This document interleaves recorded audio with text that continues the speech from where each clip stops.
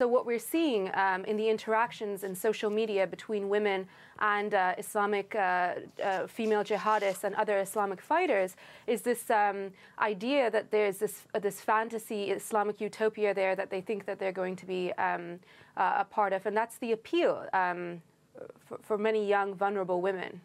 So what is the reality? Well, the reality is very different. As I've been looking at some pictures of the Toronto female jihadist, the Islamic State tends to use women as a propaganda tool. So we see her in the front lines of war, holding a gun, wearing a burqa, and other women, other Western recruits who would think that this is appealing, would think that they'd go and join the Islamic State and be put in the front lines of war. Now, the reality is completely different. The reality, as we've translated in some documents in our foundation, is that women, once they reach the Islamic State, are given no role more than that of a mother and of a wife. They're not allowed to leave their homes without a companion, and really they're very reduced and suppressed in their agency. So it's ironic in a way that they go out there for empowerment and really they're suppressed more than they could imagine. What is it that they're fed, though, to make them feel empowered? When we say that they're groomed online, do we know exactly what's happening? Well, a lot of the grooming is not taking place as we've learned, as sexual grooming would take place. So it's not necessarily an older man talking to a young, vulnerable woman. What it is other women talking to young women who are at the risk of being radicalized. So like I mentioned earlier, some female jihadists go out there, they're confined to their homes. So what they do is they take to social media and they begin to engage in conversations on Twitter and Facebook with other young women who are living in the West who are at the risk of becoming radicalized.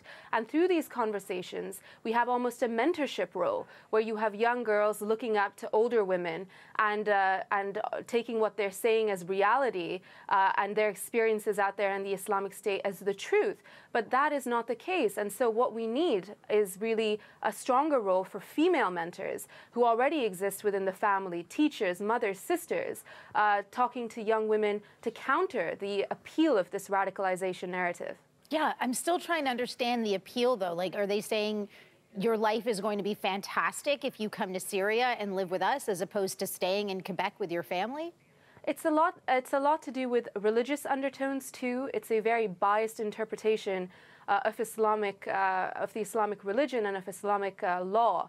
So by going and joining these, it is essentially a war effort. They're going in pledging allegiance to an Islamic utopia, an Islamic Caliphate, and to al-Baghdadi. So they think that they're part of a much wider movement, which is essentially going to lead to a war against the West. And by going out there and participating, they are somehow aligning themselves with the right Islamic interests, Islamist interests, as opposed to remaining in the West, where they feel that they're being, they're not contributing as much as they could. It's a process. It's a long process. Radicalization doesn't happen immediately. It's not a switch that you go online, you subscribe to some jihadist websites, and you decide to get on a plane and go to the Islamic State. These are conversations that are happening over a very long time. They're often very, academic conversations about what Islam means and what the Islamic State represents. Mm-hmm. So in terms of what caused her to go out there, I think it was probably a very long process. What is she doing out there? She's being used by the Islamic State to incentivize other vulnerable Western girls that come here. You'll be in the front lines of war. You're going to be holding a gun. Like, look at us. I mean, this is what the utopia is, and it's sensationalizing and it's propaganda. And we need to teach young girls and other people at risk of radicalization that reality does not match up to this fantasy. Well, great to get your insight. Thank you for joining us. Thank you for having me. That is Nikita Malik, a researcher in Quilliam Foundation, joining us live from London.